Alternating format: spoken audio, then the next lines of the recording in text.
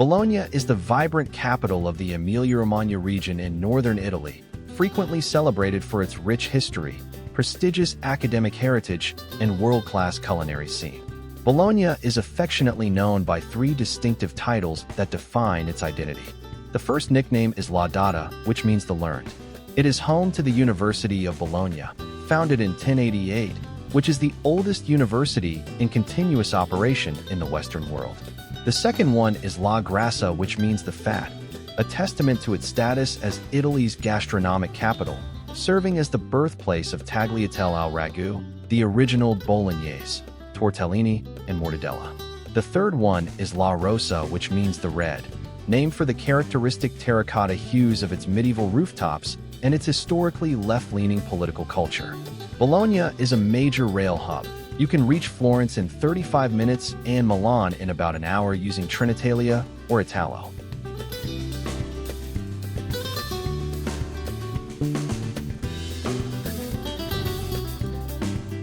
Bologna's porticos are an architectural network of covered walkways stretching a total of 62 kilometers across the city, with 42 kilometers located in the historic center. In July 2021, they were inscribed as a UNESCO World Heritage Site, recognized as a unique, private property for public use that has defined the city's social and urban identity for nearly 1,000 years. Originating in the 11th century, porticos were an ingenious response to a housing crisis caused by a rapidly growing population and the founding of the University of Bologna. Residents extended their upper floors outward over the streets, supported by wooden beams, to increase living space without encroaching on public land. By 1288, a local statute made the construction of porticos mandatory for all new houses. The law required them to be tall enough for a man on a horse to pass through, ensuring they remained functional for the public. Early porticos were wooden. However, a 1568 decree ordered them to be rebuilt in stone or brick to reduce fire risks. 12 specific sections are highlighted by UNESCO as the most representative examples of the city's heritage. Portico di San Luca, the longest portico in the world at 3.8 kilometers with 666 arches. It connects the city gate, Porta Saragazza, to the sanctuary of the Madonna di San Luca on the Col della Guardia. Portico dei Servi, located on Piazza Maggiore, this is the city's widest portico, originally designed to accommodate large crowds during religious ceremonies. Wooden porticos, rare surviving medieval examples, can still be seen at Casa Isolani on Piazza Maggiore and on Via Marsala. Portico del Pavilion, a luxurious and elegant stretch connecting Via de Musée to Via Farini, historically a hub for silk merchants and now high-end shopping. Via Galliera, known as the Noble Road. It features grand Renaissance porticos built by Bologna's wealthiest families to showcase their status.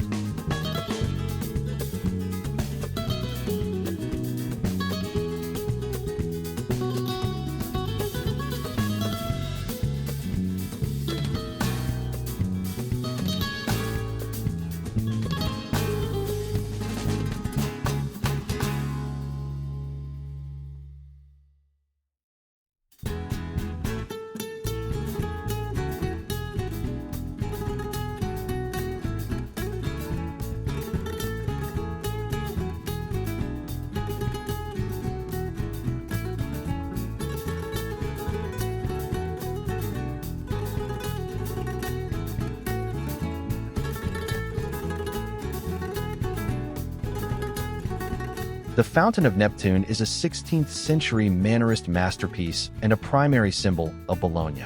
Located in Piazza del Nettuno adjacent to Piazza Maggiore, it was commissioned in 1563 by Pope Pius IV to represent papal authority, dominating the world just as Neptune rules the seas. The project was designed by the Palermitan architect Tommaso Loretti and executed by the Flemish sculptor Jan Bologna between 1563 and 1566. The central nearly 10-foot bronze statue of Neptune is surrounded by 4 nymphs positioned at the base, holding their breasts from which water gushes, and 4 cherubs, representing the major rivers known at the time, the Ganges, Nile, Amazon, and Danube. And also the deity's trident directly inspired the logo of the luxury car company Maserati, which was founded in Bologna in 1926. One of Bologna's 7 secrets is a deliberate perspective play by Bologna. By standing on a specific dark stone, the Pietra della Vergogna, behind the statue near the entrance of the Sala Borsa library, the thumb of Neptune's left hand appears to align with his groin, creating the illusion of an erect phallus. Legend suggests this was the artist's subtle protest against church censorship of the statue's nudity.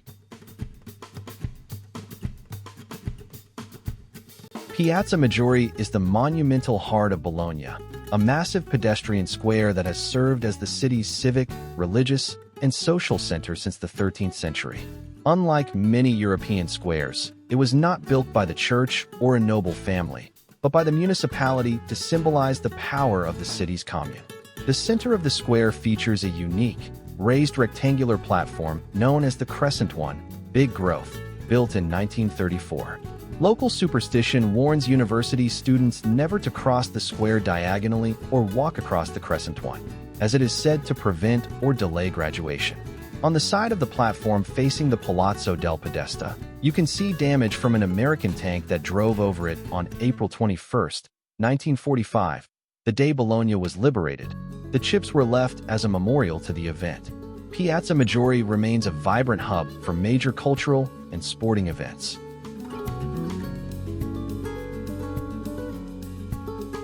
The square is surrounded by some of Italy's most significant medieval and Renaissance buildings. Basilica di San Petronio is dominating the south side. This is one of the largest churches in the world.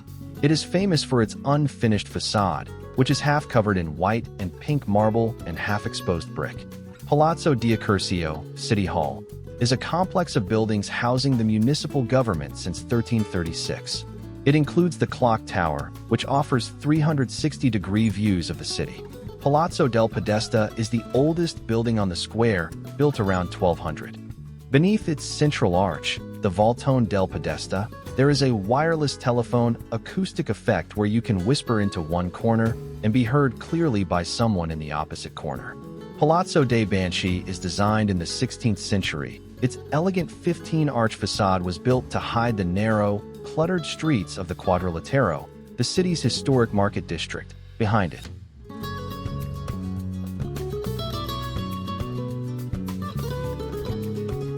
The 2 towers, the Asinelli and the Garisenda, are the definitive symbols of the city. Built between 1109 and 1119, they are the most prominent survivors of a medieval skyline once crowded with over 100 towers constructed by noble families to showcase their wealth and power.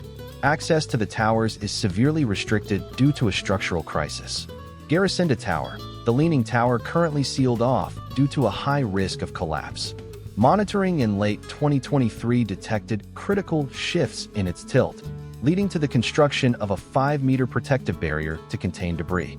Asinelli Tower, the tallest tower, also closed to the public as a safety precaution while engineers work to stabilize the adjacent Garisenda.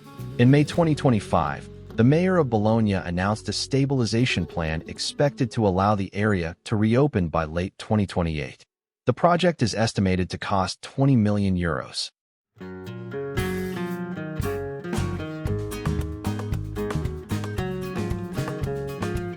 Tradition states the towers were built as a competition between the Asinelli and Garisenda families to see who could build the tallest structure.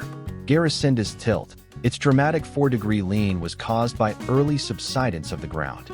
It was originally 60 meters tall, but was lowered in the 14th century to prevent it from toppling. The trident held by the statue of Neptune in the nearby piazza, which itself mirrors the city's maritime themes, was modeled with the silhouette of these towers in mind for the Maserati logo. In the 18th century, the Asinelli Tower was used for scientific experiments, including the study of the Earth's rotation by observing the trajectory of iron balls dropped from the top.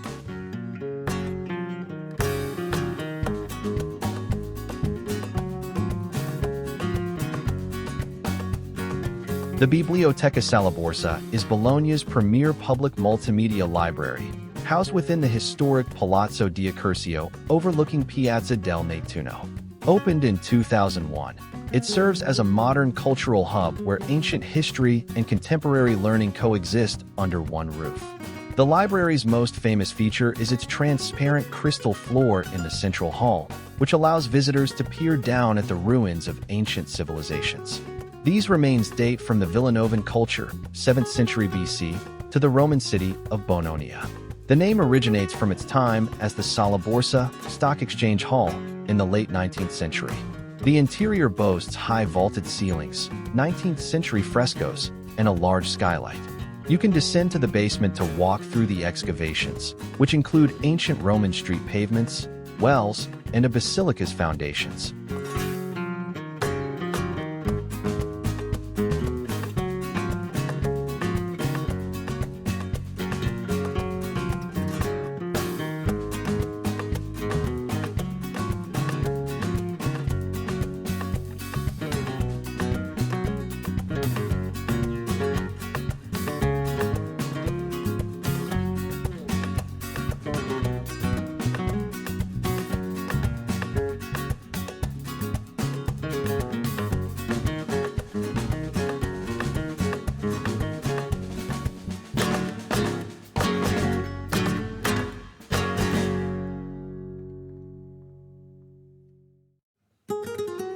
The Municipal Art Collections is an art museum located on the second floor of the Palazzo di Accursio in the heart of Bologna.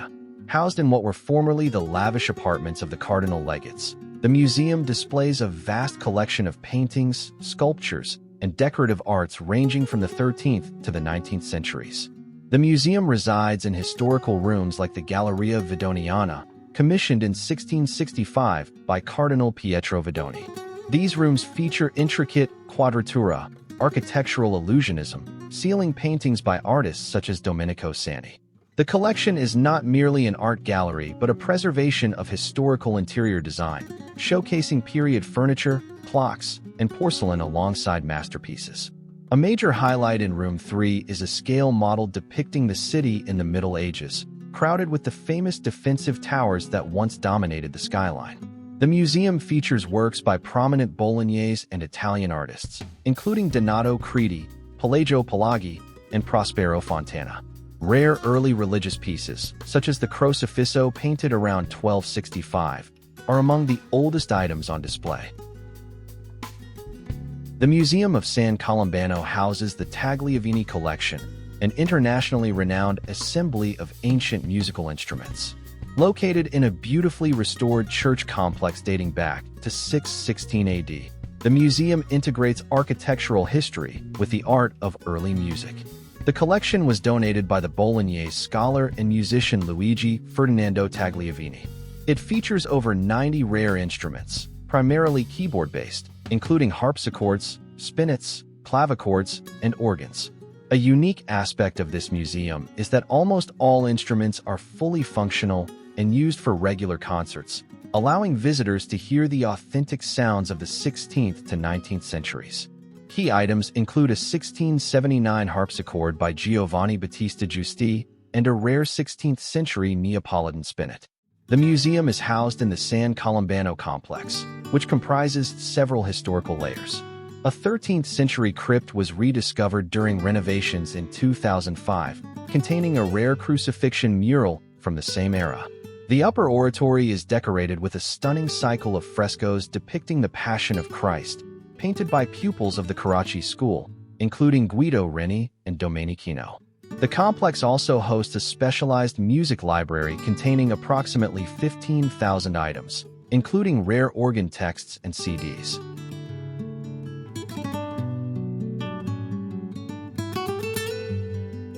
The Civic Archaeological Museum is one of Italy's most significant archaeological institutions, housed in the 15th century Palazzo Galvani, just steps from Piazza Maggiore. It is renowned for its vast collection of 200,000 pieces, offering a comprehensive look at history from prehistoric times through the Roman era. Egyptian collection is one of the most important in Europe, containing over 3,500 objects, including mummies, sarcophagi, and funeral artifacts. Etruscan section is a premier collection documenting the development of Falsina, Etruscan Bologna, highlighted by the Situla della Certosa, a rare decorated bronze vessel. Roman and Greek sections features masterpieces of ancient art, including a 1st-century statue of Emperor Nero and the head of Athena Lemnia. Lapidarium is located in the internal courtyard. This area houses Roman inscriptions and monuments.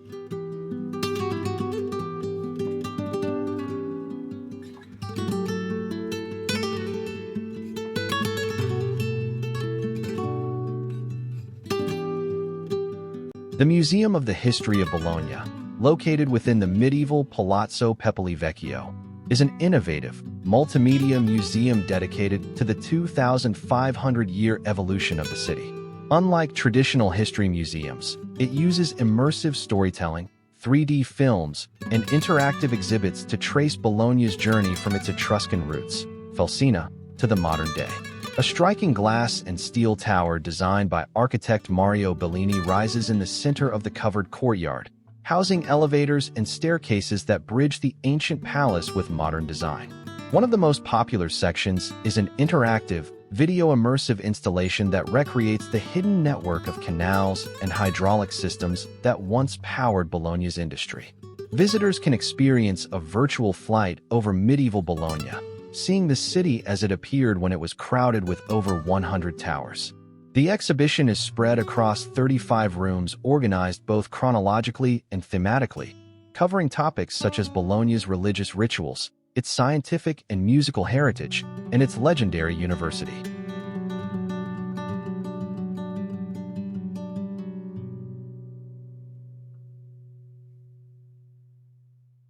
While Bologna is now landlocked, it was once a major water city, like Venice. From the 13th century, a complex network of 60 kilometers of canals powered hydraulic wheels for the city's massive silk industry, which was the most advanced in Europe. It serves as a symbolic time machine, connecting the layers of the city's history.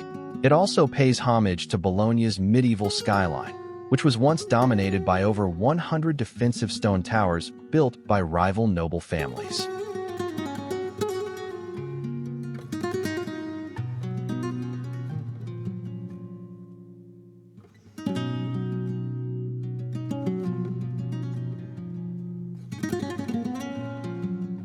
A grand domed room containing 12 terracotta busts from the 17th century. These busts depict prominent women who shaped Bologna's history. This highlights Bologna's unique status as a city of learning where, unlike most of Europe, women were allowed to study and even teach at the university as early as the Middle Ages.